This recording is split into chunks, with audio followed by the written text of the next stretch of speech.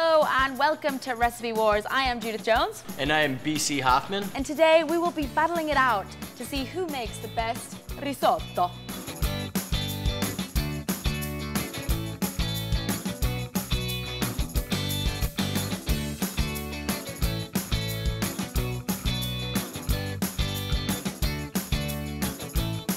So whose recipe are you making today, BC? I'm making Giada De Laurentiis, and what's so cool about her recipe is she actually she uses a vegetable stock, butternut squash, and then she incorporates vanilla bean.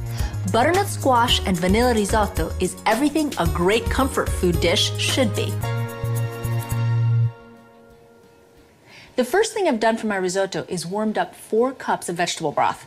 And to that, I'm gonna add some vanilla bean and basically take a little paring knife and cut down the center of it, just so I can open it up. And when you open it up, you can see that there's little vanilla seeds right in there. So here in the US, everyone always thinks, oh, but vanillas are sweet. Yeah, they are because we add sugar to them. Traditionally in Italy and other parts of the world, pretty much everywhere else in the world, vanilla is used in savory dishes. They don't add sugar to them. They use them just to incorporate and enhance the flavor of the dish that they're making. So she uses the vanilla bean in the traditional sense and the butternut squash. And what we did, we actually made a vegetable stock with the butternut squash, so that's why it has this wonderful color to it. Definitely, whenever you're actually doing the risotto, because it's so versatile, you can use whatever stock that you're actually gonna be then using the ingredient itself. So if you're doing a seafood risotto, use a seafood stock. If you're using a mussel risotto, use a shellfish stock. Same thing for meats. I love using a veal stock and then incorporating that. I'm making a wild mushroom and asparagus risotto by Alton Brown. Now that we have our kettle in hand, it's time to load her up. I like to keep this over on this side of the cooktop. In goes 1 cup of white wine and 6 cups of chicken broth. Homemade would of course be best, but carton-based would be okay too. Right to the top. Now we activate the device. Now, time to apply some heat, medium heat in fact, to our pan. Then we will add 2 tablespoons of unsalted butter, 1 cup of onion, chopped very, very fine, I might add. And last but not least, a wee sprinkling of the white stuff. So let's get started, shall we? So in a saucepan, I'm gonna put the heat on and I'm gonna add my chicken stock into there.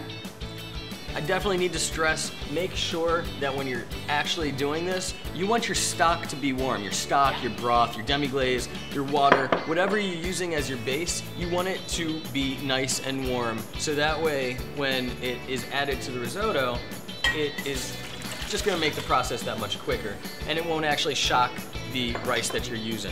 And into my chicken stock, I'm also gonna add some nice white wine. There you go. So we wanna heat it up till it gets to simmering. And I'm gonna do the same thing, and what I'm gonna basically do, I'm gonna let this simmer, and then I'm gonna slowly add in my butternut squash just till it's cooked, till it's tender. So we're gonna get a large pan, and into the pan, I'm gonna put my butter and my onions, which we've finely diced. And into that, a little bit of salt too. And now it's time to sweat, and not that kind of sweating, BC, the onion sweating. So we're gonna sweat these onions until they become nice and translucent for about 5 minutes.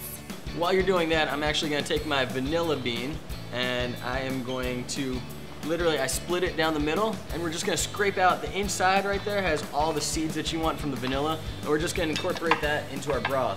So once we do that, I'm ready to actually pull this broth off and just let it sit covered, and it's actually gonna steam the butternut squash that I put in there, and it's gonna get all that extra flavor from the vanilla bean out. So another keynote when you're doing this, again, besides the fact that you definitely wanna make sure that your stock or broth is hot, you also want to make sure that you have excess, because as you're cooking the risotto can be very fickle. So it can either come out and it needs more liquid or it needs less liquid. So every time you see a recipe for risotto, it's more of a guesstimate than an exact measurement for the risotto. And I love how our risottos are very different in the fact that yours is kind of a full risotto, you're using the butternut squash, and mine's more of a spring risotto, using the asparagus and the mushrooms. And it's so versatile because risotto's been around for thousands of years. First introduced to Spain and Italy by the Arabs during the Middle Ages, and then became very popular in Milan, where it was actually the slow cooking process was a traditional technique, and it was used in the wine country at the time, served with ossobuco, so they would incorporate the rice, which was one of the staples at the time. And definitely key components. You've got your risotto, you've got your onions, your saffron, your white wine, and your broth. So we're gonna traditionally do that, and what I'm gonna do, I'm gonna throw in my butter just like Judith did for her recipe, and I'm gonna melt that a little bit, throw in my onions, and then we're gonna toast our risotto. Now, why do you toast your risotto instead of just throwing it in? To ensure quality consistency in your actual texture of the risotto. We're both using arborio risotto. It's gonna have a higher starch consistency. In fact, it has the highest starch consistency as far as Italian risotto. And what's so beautiful about the starch, you don't wanna wash it off. You wash it off, you won't have that creamy texture in your risotto, which is the key that you're looking for in your risotto. So I've got that going, I'm gonna throw in my onions, and you're literally just gonna, you aren't gonna brown your risotto, you're just gonna get it warm to the touch. So when it's going through, you just want warm to the touch. I'm gonna sweat these onions real quick with the hot pan and the butter. Should be very quickly. So we're getting our onions nice and translucent, about 5 minutes, and the idea is we don't want to get them brown, we just want to sweat them. And if you see them brown, turn the heat down, as Alton says. So that's good right there. And we are also going to add now in our arborio rice. In it goes. Again, when this is cooked, it's a short grain rice, so it'll become nice, creamy, chewy, and firm. And this rice is also used in rice pudding because it gives it just a lovely texture. So what we're going to do is give that a nice turn in with the butter and onions. And we're going to let that get translucent for about 5 minutes. Again, we don't want to brown it, just nice and translucent. I would say about 2 minutes for this one at the most. Yours is going 5. She's got the extra time on hers. Well, I think it's about between 3 and 5, so let's see how quick it goes.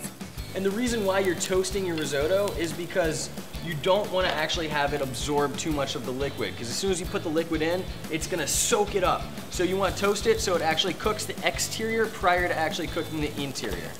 Because what you want with risotto is you want the creaminess, but you also want the texture. So you want the little al dente taste to the tooth.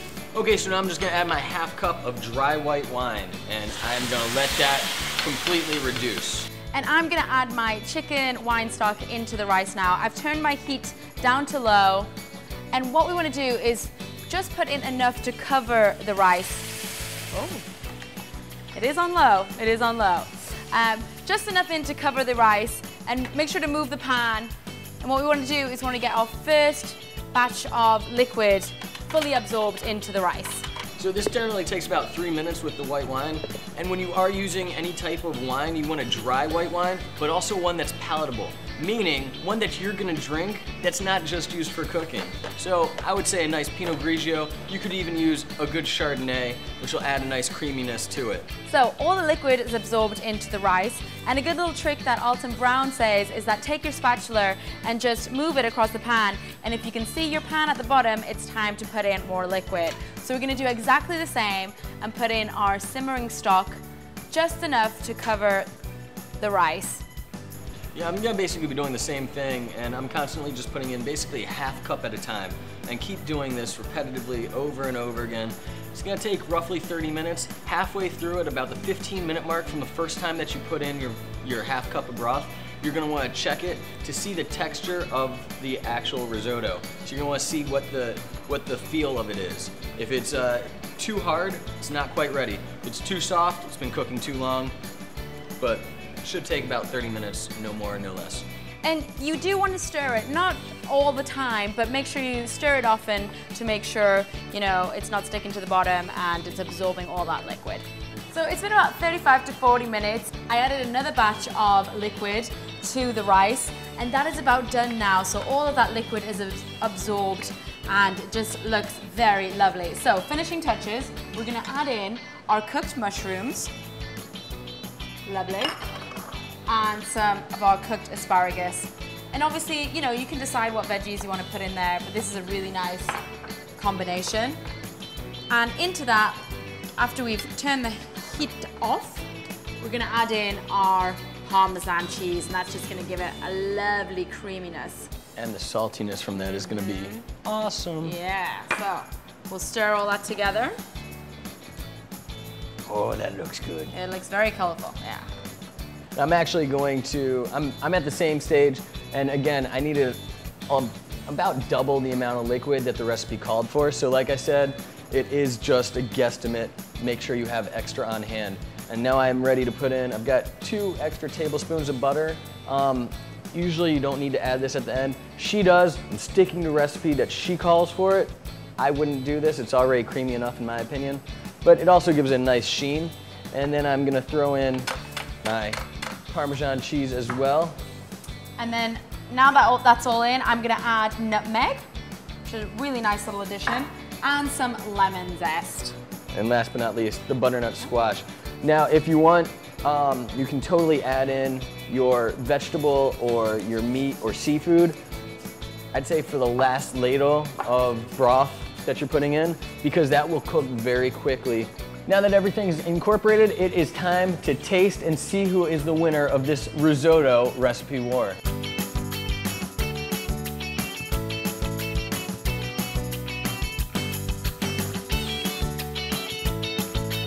Who's the winner? Who is the winner? Should we do yours first or mine? Oh, I think this one's more hearty, so let's go with the lighter of the two. Okay. They're both hearty. They both are hearty. Oh man, okay. I love the lemon zest that you have going and the asparagus and mushrooms. Good. I need to go in for number 2. Get a little mushroom action. That's really good. The rice is just right. Cooked to perfection. It's very creamy. Let's try the butternut squash. Butternut squash with vanilla. That's good. Really nice flavor. Yeah. Oh wow, that vanilla really stands out. Yeah. And it goes great with the butternut squash. I cooked the butternut squash just till it was just to the tooth. Yeah, yeah. I actually like it like that. I don't like it too soft. It's very nice. Yeah, you already have the softness from the risotto. And you got a lot of flavor there from that butternut squash stock, which I really like. That is a really tough one. So, I really like Giada's. I mean, what I love about it is it's very similar to the risotto alla Milanese, which is the traditional risotto. And then at the same time, it has that similar evolution of the paella flavor with it. So just for the creamy consistency and texture, and I love the vanilla and the butternut squash combo. I'm going with Giada. It's fall, it's perfect. I agree. I think I'm gonna have to go with Giada too. It is a very close call. I do really, really like mine, but it's fall. It's just got that lovely flavor with the vanilla, the butternut squash. I'm a fan of butternut squash. I really like it. So close call, but I think the winner today is Giada De Laurentiis' butternut squash risotto. Well done, BC. Well done. And in close second, Alton Brown with his wild mushroom and asparagus risotto. It was very good. I mean, again, and you can use any mushroom in that. Hen of the woods would be great as well. But nice. that was great. But Giada De Laurentiis. My name is BC Hoffman. And I am Judith Jones. And this has been Recipe Wars.